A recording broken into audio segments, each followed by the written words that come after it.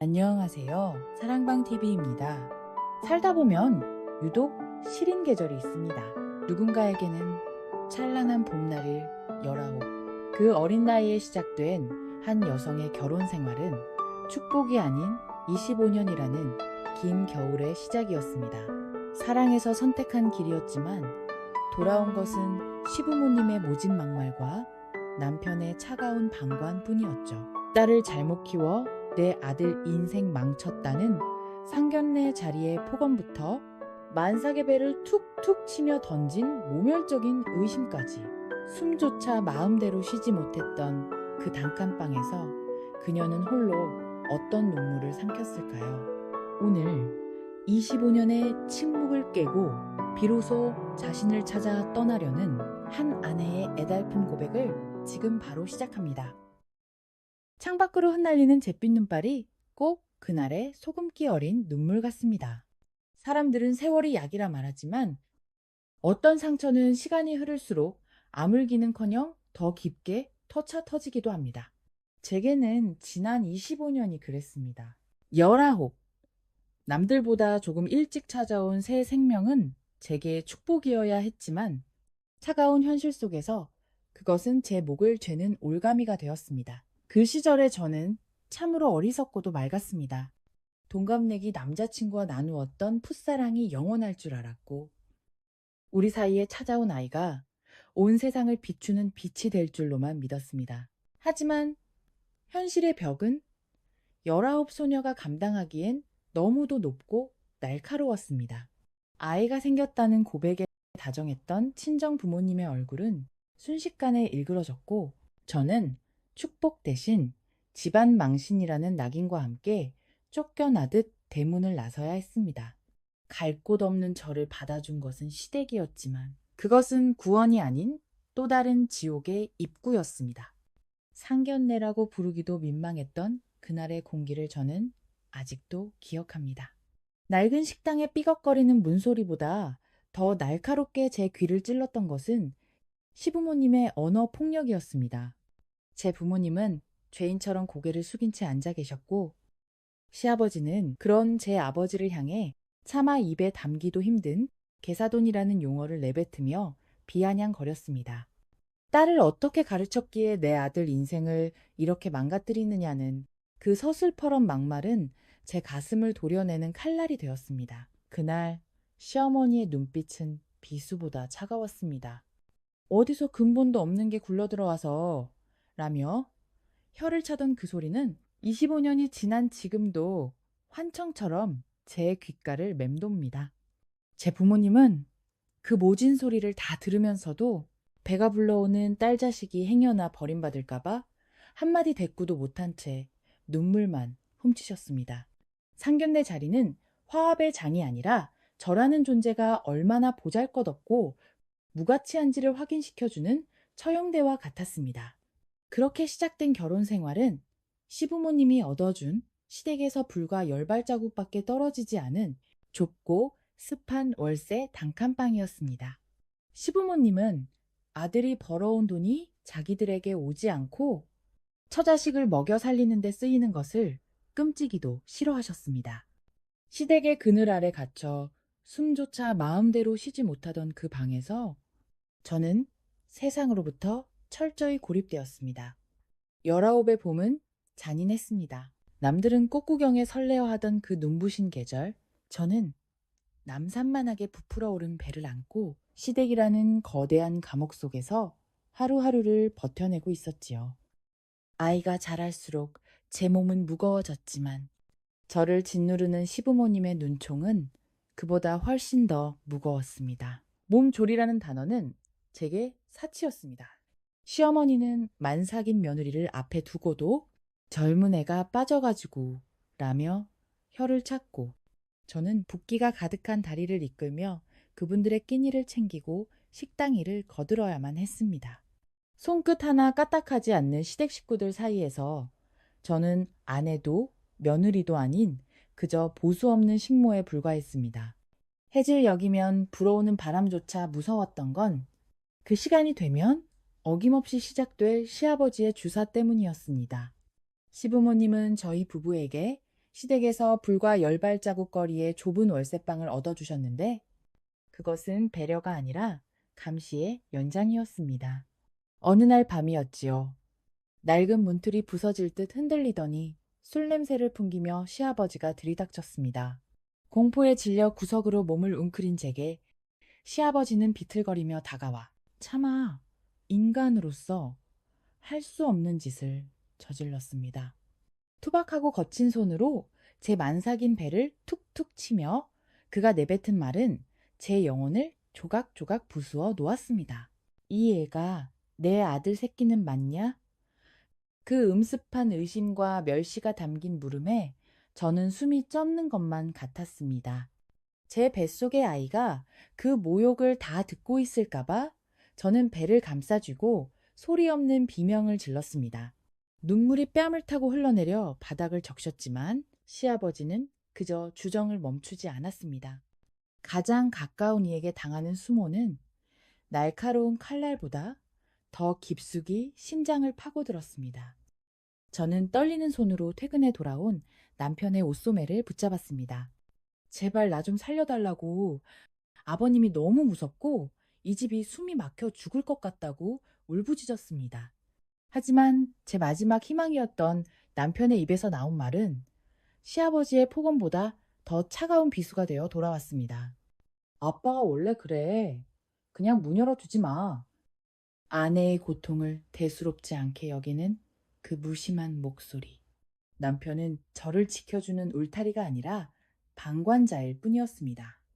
방관은 때로 직접적인 폭력보다 더 잔인합니다.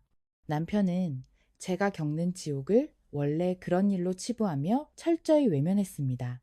뱃속의 아이는 발길질하며 살고 싶다 아우성치는데 정작 이 아이의 아빠라는 사람은 네가 알아서 해 라는 태도로 저를 벼랑 끝으로 몰아넣었습니다.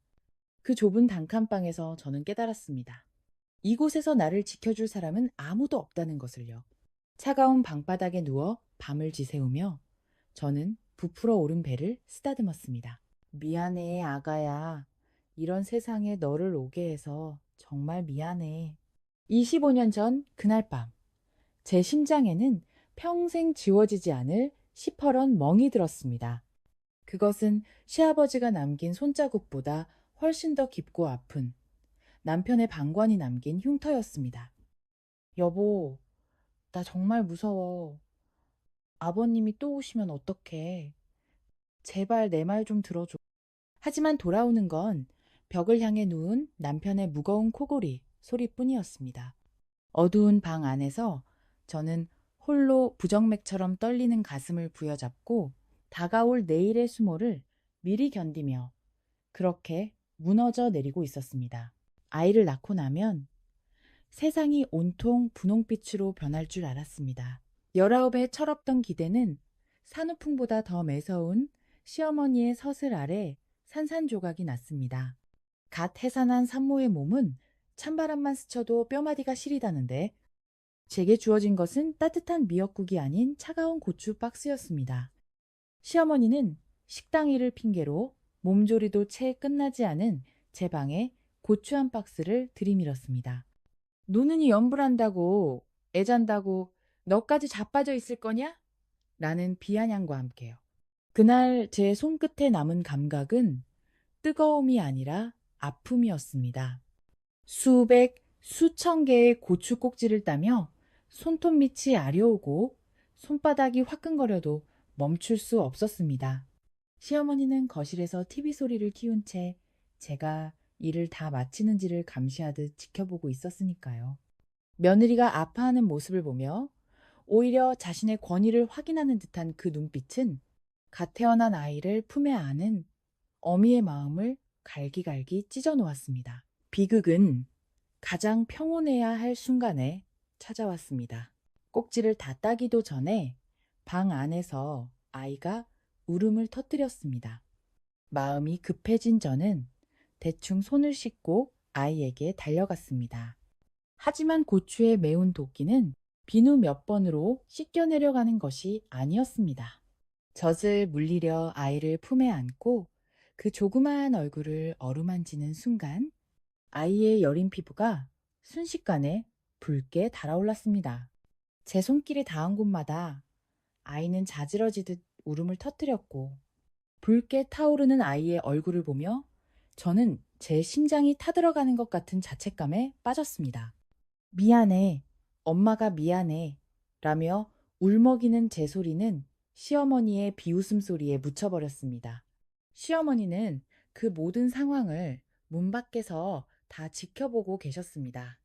고추를 만진 손으로 아이를 만지면 어떻게 될지 누구보다 잘 아는 베테랑 주부이면서도 그녀는 단 한마디의 주의도 주지 않았습니다.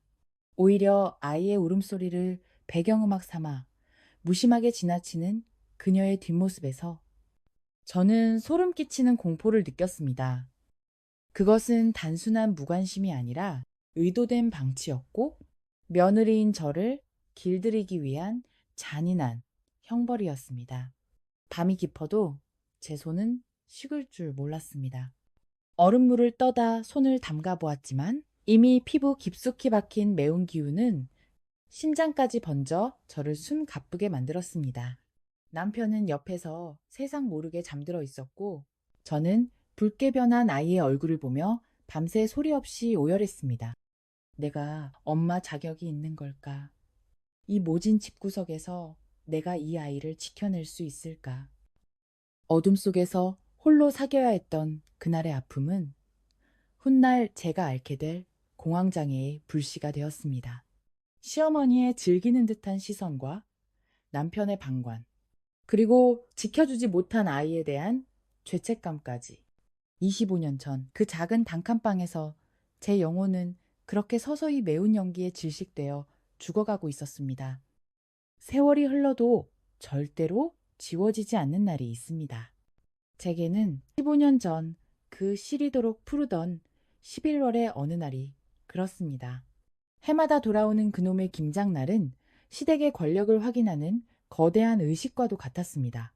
400포기가 넘는 배추더미 앞에서 허리를 펴지 못한 채 소금 절인 냄새에 취해갈 때쯤 제 인생을 송두리째 바꿔놓은 전화 한 통이 울렸습니다. 수화기 너머로 들려온 것은 다정했던 친정아버지의 갑작스러운 부고 소식이었지요. 하늘이 무너진다는 말이 그저 비유인 줄만 알았던 19의 소녀는 어느덧 새 아이의 엄마가 되어 있었지만 그 소식 앞에서는 그저 길을 잃은 어린아이가 되어 울음을 터뜨렸습니다. 밤새 차가운 병원 바닥에서 아버지를 지키며 뜬 눈으로 밤을 지새웠습니다. 슬픔을 추스를 새도 없이 날이 밝자마자 저는 떨리는 손으로 시어머니께 전화를 드렸습니다. 오늘 김장 마지막 날인데 못 갈 것 같다고, 저희 아버지가 돌아가셨다고 갈라진 목소리로 고백했습니다. 하지만 수화기를 타고 돌아온 시어머니의 첫마디는 애도도 아니었습니다. 왜 하필 오늘 김장날 돌아가시니? 그 말 한마디는 칼날이 되어 제 가슴을 헤집어 놓았습니다. 사람이 죽었는데 25년을 함께 산 며느리의 아버지가 세상을 떠나셨는데 시어머니에게는 그저 일손 하나가 부족해진 김장날의 번거로움일 뿐이었던 겁니다. 그 서늘한 냉혈함에 숨이 막혀올 때쯤 저는 옆에 있던 남편을 보았습니다. 하지만 제 남편은 그날 사위로서의 도리보다 어머니의 배추를 택했습니다. 김장 마무리가 급하다는 시부모님의 말에 동조하며 그는 저를 혼자 빈소로 보냈습니다. 상주도 없이 쓸쓸한 빈소에서 저는 홀로 조문객을 맞으며 생각했습니다. 나는 이 집안에 도대체 무엇이었나? 25년을 종처럼 일해온 대가가 고작 이것뿐인가? 시부모님은 끝내 빈소에 나타나지 않았습니다. 사돈의 마지막 가는 길보다 김장 포기를 아까워하던 그분들의 잔인함에 제 마음속 깊은 곳 어딘가가 쩍 하고 갈라져 나갔습니다. 그날 이후로 저는 11월만 되면 가슴이 조여오고 숨이 가빠지는 부정맥과 공황장애를 앓게 되었습니다. 아버지를 잃은 슬픔보다 시댁 식구들이 보여준 그 짐승만도 못한 냉대 때문이었습니다. 빈소에서 홀로 울던 제 뒷모습을 보며 친정 식구들이 느꼈을 그 참담함을 생각하면 지금도 눈시울이 뜨거워집니다. 사람을 사람으로 보지 않고 그저 착취하고 부려먹을 도구로만 보는 그 집안에서 저는 그렇게 25년을 썩어 문드러져 가고 있었던 것입니다. 여보, 우리 아버지가 돌아가셨어. 근데 어떻게 당신은 김장이 먼저라고 할 수가 있어? 당신 엄마가 한 말, 저 소리 안 들려? 제 절규는 남편의 차가운 침묵 속에 묻혀버렸습니다. 그날 빈소의 꽃향기는 유독 비릿했고 시댁에서 날아온 김치 냄새는 제 목을 죄는 올가미가 되었습니다. 25년의 세월 동안 제가 견뎌온 인내가 사실은 저 스스로를 파괴하는 독이었음을 아버지를 보내드린 그 쓸쓸한 가을날에야 비로소 뼈저리게 깨닫게 되었습니다. 세월은 유수와 같다지만 상처 입은 영혼에게 시간은 그저 고통을 반복하는 톱니바퀴일 뿐입니다. 친정아버지를 홀로 보내드린 그 잔인했던 김장날 이후 제 시간은 11월의 차가운 빈소에 멈춰버렸습니다. 해마다 찬바람이 불기 시작하고 달력의 숫자가 11호를 가리키면 제 몸은 이성보다 먼저 반응하기 시작했습니다. 이유 없이 가슴이 방망이질 치고 목구멍까지 차오르는 숨은 아무리 크게 들이마셔도 허공으로 흩어질 뿐이었습니다. 부정맥과 공황장애. 의사는 제게 병명을 붙여주었지만 사실 제 병은 의학적인 용어 따위로 설명될 수 있는 것이 아니었습니다. 그것은 25년간 켜켜이 쌓인 서러움이 응고되어 제 심장을 옥죄는 거대한 바위였습니다. 기일이 다가오면 저는 납골당에 계신 아버지께 달려가고 싶었습니다. 그곳에 가서 아버지, 저 왔어요 라고 한마디만 하면 이 막힌 숨이 조금은 뚫릴 것만 같았습니다. 하지만 시댁의 문턱은 제 효심조차 허락하지 않는 거대한 감옥의 창살이었습니다. 명절이나 제사가 다가오면 시부모님은 제 병세를 뻔히 알면서도 아니, 오히려 제가 더 괴로워하는 것을 즐기기라도 하듯 일감을 쏟아 부었습니다. 식은땀을 흘리며 가슴을 움켜쥐는 저를 향해 시어머니는 혀를 차며 말씀하셨지요. 죽은 사람이 대수냐, 산 사람 입에 거미줄 쳐야겠냐?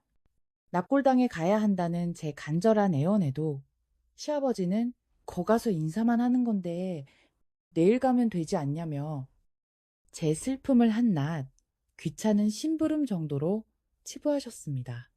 그 모진 세월 속에서 가장 절망적이었던 것은 저를 일으켜 세워야 할 남편의 태도였습니다. 남편은 제가 공황 발작으로 바들바들 떨고 있을 때조차 단 한 번도 따뜻한 손길을 내밀지 않았습니다. 그는 제 아픔을 원래 예민해서 생기는 성격 탓으로 돌리며 저를 정신이 온전치 못한 사람 취급했습니다. 우리 엄마는 그런 말 한 적 없다는데 너는 왜 옛날 일 가지고 혼자 난리냐며 제 기억을 부정하고 제 상처를 도려냈습니다. 남편의 차가운 시선은 시부모님의 폭언보다 더 날카롭게 제 심장에 박혔고 저는 제 집안에서조차 이방인보다 못한 존재가 되어갔습니다. 밤마다 멈추지 않는 심장의 불규칙한 박동 소리를 들으며 저는 생각했습니다. 이러다 정말 내가 죽어야 이 고통이 끝날까? 하지만 저를 버티게 한 것은 여전히 제 손을 잡아주는 아이들이었습니다. 엄마가 부엌에서 숨을 헐떡이고 있으면 삼남매는 번갈아 다가와 엄마, 괜찮아? 커피 좀 타줄까? 라며 제 등을 어루만져 주었습니다. 아이들의 그 따뜻한 손길이 없었다면 저는 벌써 그 시퍼런 바다 같은 절망 속에 몸을 던졌을지도 모릅니다. 시부모님과 남편은 저를 고장난 기계 취급했지만 아이들에게 저는 여전히 세상에서 가장 소중한 엄마였습니다. 하지만 아이들이 자라날수록 제 마음속의 구멍은 더 크게 벌어졌습니다. 아이들에게만큼은 이 가난한 슬픔을 물려주고 싶지 않았지만 엄마가 시댁에서 당하는 멸시를 지켜보며 자라는 아이들의 눈빛 속에 서린 그늘을 볼 때마다 가슴이 찢어졌습니다. 25년. 강산이 2번이나 변한다는 그 긴 시간 동안 저는 제 자신을 지워가며 버텼습니다. 병든 몸을 이끌고 시어머니의 병수발을 들고 시아버지의 제사상을 차리며 며느리로서의 도리를 다하면 언젠가는 이 지옥 같은 겨울이 끝날 줄 알았습니다. 그러나 돌아오는 것은 더 깊은 무관심과 더 날카로운 무시뿐이었습니다. 제 병은 단순히 심장의 문제가 아니었습니다. 그것은 제 영혼이 살려달라고 지르는 비명이었습니다. 나를 돌보지 않고 나를 학대하는 이들에게 나를 내맡긴 채 25년을 살아온 제 자신에 대한 참회록이었습니다. 숨이 또 오를 것 같은 공포 속에서도 저는 깨닫지 못했습니다. 저를 가두고 있는 것은 시댁의 창살이 아니라 참아야 한다는 제 안의 강박이었다는 것을요. 이제는 그 멈춰버린 심장을 다시 뛰게 하고 싶습니다. 남이 시키는 대로 뛰는 심장이 아니라 오직 저를 위해 요동치는 살아있는 심장 말입니다. 여보, 나 정말 숨이 안 쉬어져. 병원 좀 같이 가줘.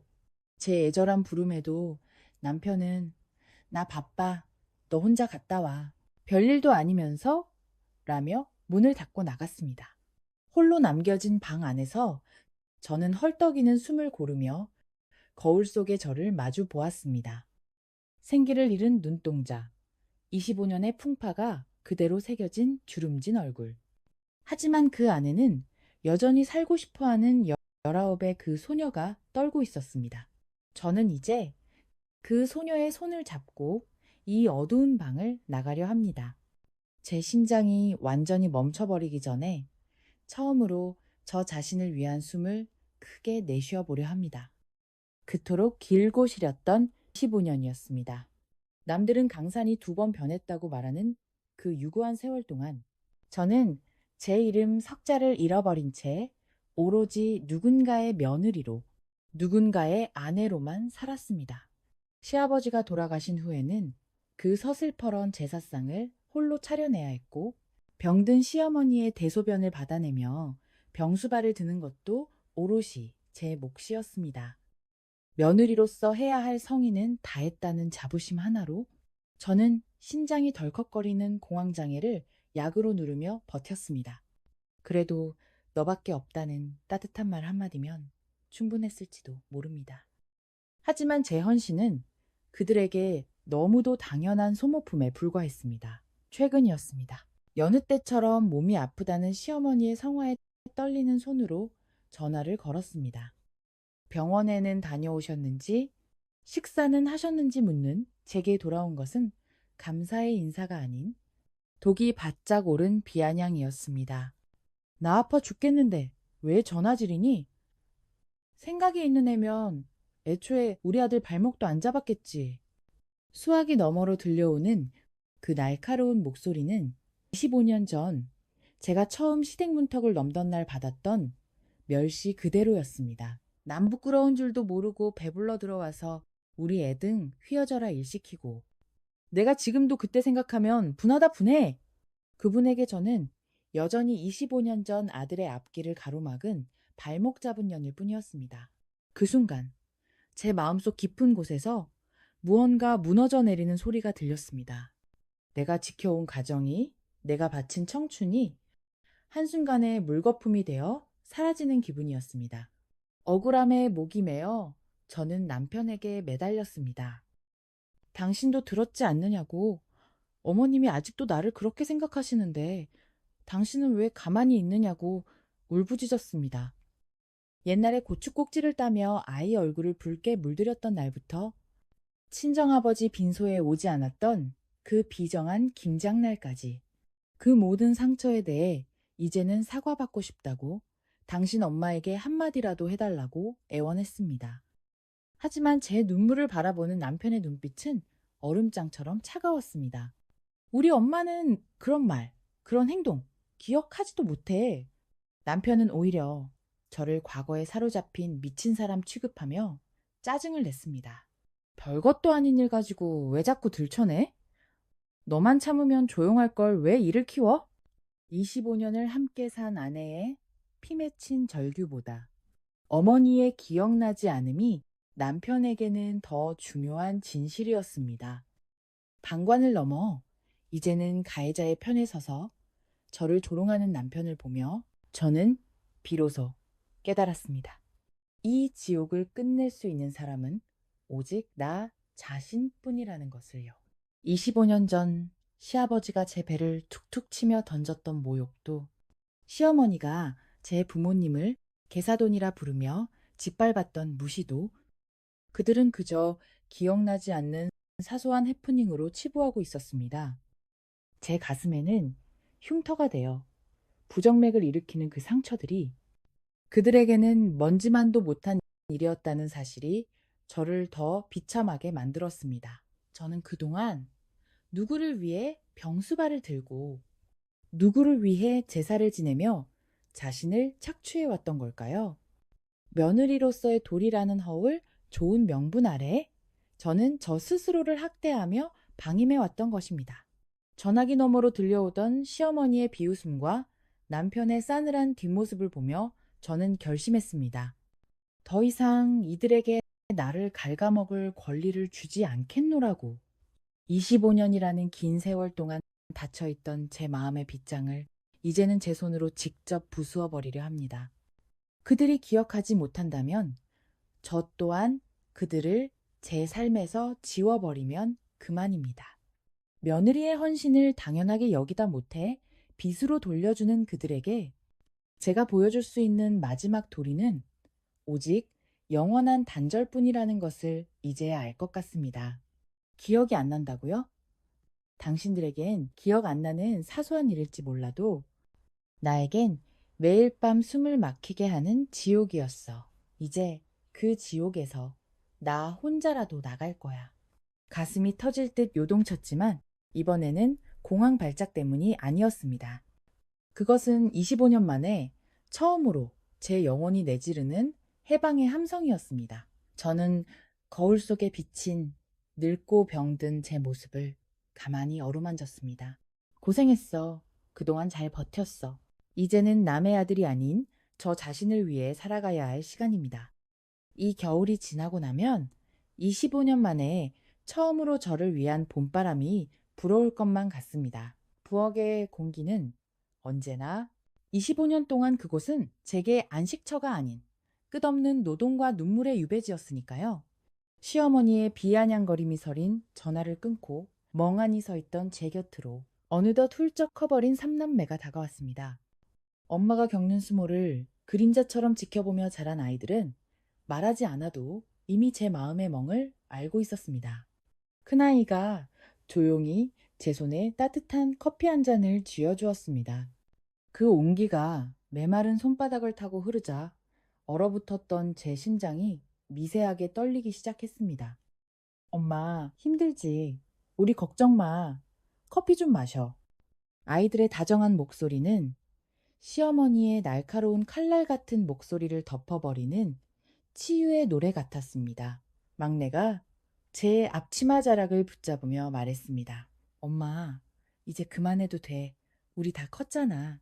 그 짧은 한마디가 제 가슴을 천둥처럼 때렸습니다. 저는 그동안 아이들을 지키기 위해 참는다고 생각했지만 사실은 제가 무너지는 모습을 보여줌으로써 아이들에게 더 큰 상처를 주고 있었던 건지도 모릅니다. 시부모의 착취와 남편의 방관 속에서 저 스스로를 내던져 두었던 시간들. 전문가의 말처럼 자신을 돌보지 않고 존중하지 않는 것은 품이 훌륭한 게 아니라 자기 방임이자 또 다른 자기 학대였음을 비로소 깨달았습니다. 아이들의 눈동자 속에 비친 제 모습은 인내하는 현모양처가 아니라 영혼이 비쩍 마른 가련한 여인이었습니다. 그날 오후 다시 걸려온 시어머니의 전화벨 소리는 평소처럼 제 숨을 막히게 했습니다. 하지만 이번엔 달랐습니다. 너 안 오고 애들만 택시 태워 보내라는 시어머니의 오만한 요구에 저는 더 이상 떨지 않았습니다. 저는 25년간 제 생명줄처럼 붙들고 있던 며느리의 돌이라는 이름의 밧줄을 놓아버리기로 했습니다. 그 밧줄은 저를 지탱해 준 것이 아니라 저를 벼랑 끝으로 끌어내리고 있었으니까요. 저는 시어머니의 폭언이 쏟아지는 수화기를 조용히 내려놓았습니다. 툭! 끊어지는 소리와 함께 25년의 지옥 같은 소음도 함께 멈췄습니다. 거울 속의 저를 보며 처음으로 속삭였습니다. 이제야 진정으로 나를 마주하는구나. 설 명절을 앞둔 집안의 분위기는 예년과 달랐습니다. 제사가 대수냐며, 김장이 대수냐며. 저를 몰아세우던 시댁의 그림자가 거실까지 드리워졌을 때 저는 처음으로 남편 앞에 꼿꼿이 섰습니다. 나 이번 명절엔 시댁 안 가. 아니, 앞으로 평생 안 가. 제 선언에 남편은 밥상을 엎을 듯 당황하며 화를 냈습니다. 너 미쳤어? 우리 엄마가 원래 그런 거 알면서 왜 이래? 늘 해오던 남편의 비겁한 변명이었지만 이제 제게는 아무런 힘이 없었습니다. 저는 남편의 고함 소리를 뒤로 한 채 안방문을 걸어 잠갔습니다. 그리고는 거침없이 시부모님의 번호를 수신 차단 목록에 올렸습니다. 화가 난 시댁 식구들이 전화를 빗발치게 걸어오고 남편이 문을 두드리며 난리를 피웠지만 제 마음은 신기할 정도로 고요했습니다. 25년 만에 처음으로 쟁취한 고독이자 평화였습니다. 저는 명절 음식을 준비하는 대신 저만을 위한 향기로운 차를 우려내고 읽고 싶었던 책을 펼쳤습니다. 남편에게는 당신이 그렇게 좋아하는 당신 부모님 댁에 당신이나 혼자 다녀오라고 차갑게 쏘아 붙였습니다.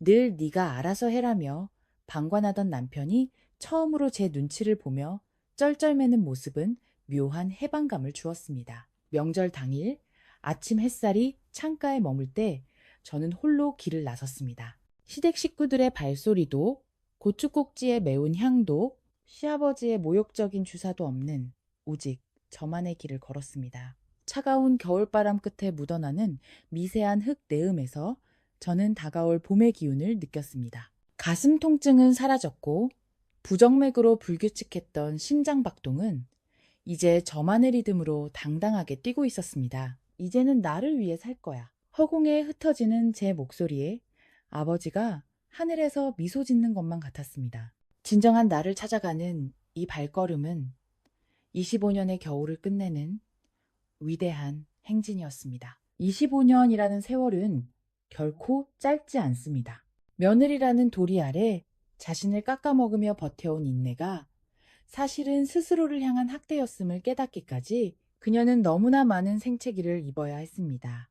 시어머니의 독설과 남편의 무심함 속에 부정맥과 공황장애라는 지울 수 없는 흉터를 얻었지만 이제 그녀는 처음으로 시댁의 문턱을 넘지 않기로 했습니다. 착한 삼남매의 응원을 등불 삼아 처음으로 자신을 위한 숨을 크게 내쉬어 봅니다.